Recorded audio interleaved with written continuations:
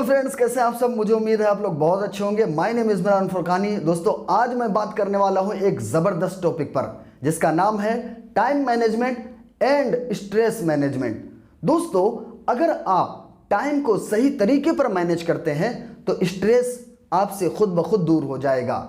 दोस्तों, चलिए मैं एक एग्जाम्पल से आपको बताता हूं। मिसाल के तौर पर कल आपको एक मीटिंग में जाना है, ज़रूरी मीटिंग में, और आप सुबह लेट से उठते हैं और जब आप चलते हैं तो रास्ते में आपको जाम मिलता है, जिसकी वजह से आप अपनी मीटिंग में लेट से या पहुंच ही नहीं पाते हैं।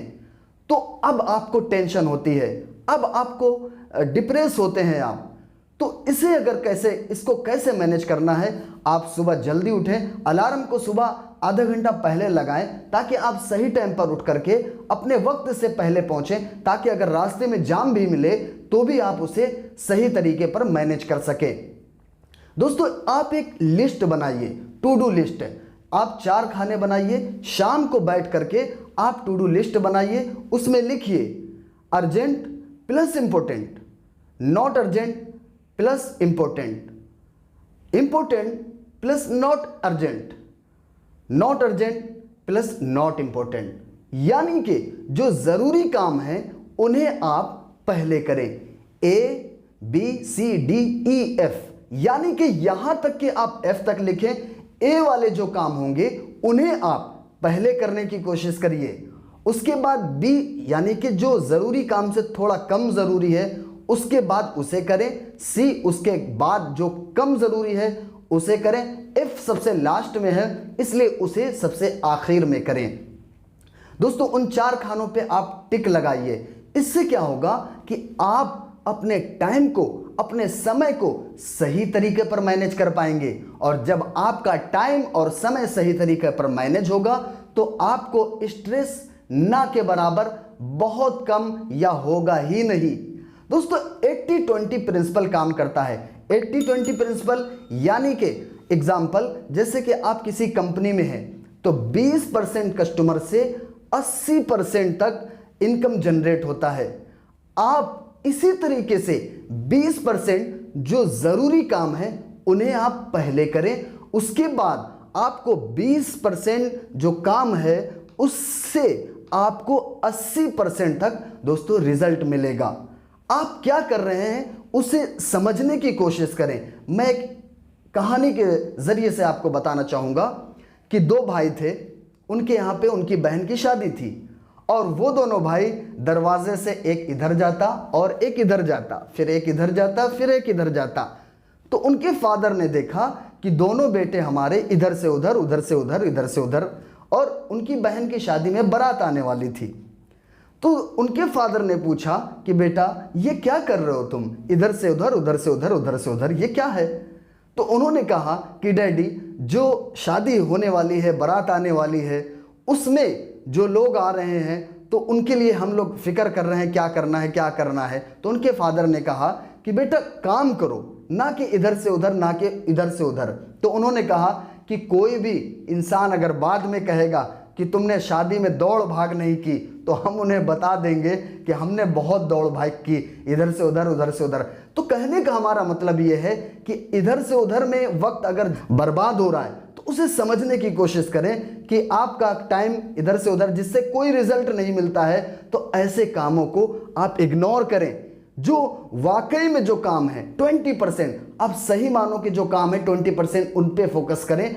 80% तक आपको बेस्ट रिजल्ट मिलेंगे। इग्नोर करें, जैसे कि मोबाइल का नोटिफिकेशंस आपको आता है और इसके अलावा व्हाट्सएप पे जो बेजरूरी हैं, ग्रुप में आ रहे हैं या ईमेल ऐसा आ रहा है, तो उन्हें क्या है आप इग्नोर करें। नोटिफिकेशंस पर ज़्यादा ना दें, जो ज़रूरी काम है सिर्फ उन पर ध्यान दें। इसके साथ साथ मैनेजिंग पीपल, यानी कि जो लोग आप पर बोझ डालते हैं कि ये करना है, ऐसे करना है, वो करना है, तो उन्हें ना करें। उनको इस तरीके पर पॉजिटिव वे में ना करें कि आप ये ना सोचिए कि मैंने उनको अगर ना कर दिया तो वो गुस्सा हो जाएंगे। ऐसा नहीं है। आप उनके काम को ना कर रहे हैं, उनको ना नहीं कर रहे हैं जो कि ज़रूरी काम नहीं है। उसके साथ साथ दोस्तों जो खाना आप खाते हैं, अगर कचौरी, समोसा, इन चीज़ों को आप खाते हैं तो इससे आपका पेट में भी प्रॉब्लम हो सकती है। इसके साथ साथ आपके खाने से भी आपको स्ट्रेस, आपको टेंशन होती है।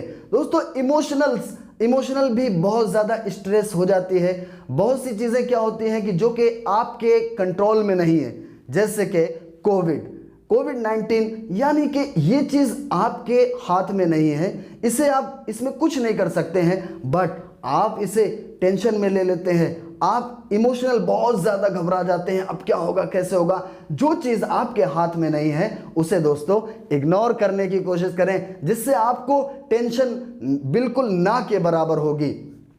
एक्सेप्ट करना सीखें। जैसे कि मान के चलिए आपने कहीं पे जॉब के लिए इंटरव्यू दिया और उसके बाद आपकी जॉब नहीं लगी, तो अब आप डिप्रेशन में हैं, टेंशन में हैं। उसी जगह पे आप एक चीज़ और सोच सकते हैं कि नहीं, वहाँ पे नहीं हुआ तो दूसरी जगह जा कर के आप इंटरव्यू को दें, उसके बाद वहाँ पे हो सकता है आपका सिलेक्शन हो जाए। लेकिन इंटरव्यू में अगर पास नहीं हुए या उन्होंने आपको जॉब में नहीं रखा तो वो आपके हाथ में नहीं है, और जो चीज़ हाथ में नहीं है उसके लिए टेंशन करना कौन सा फायदा है।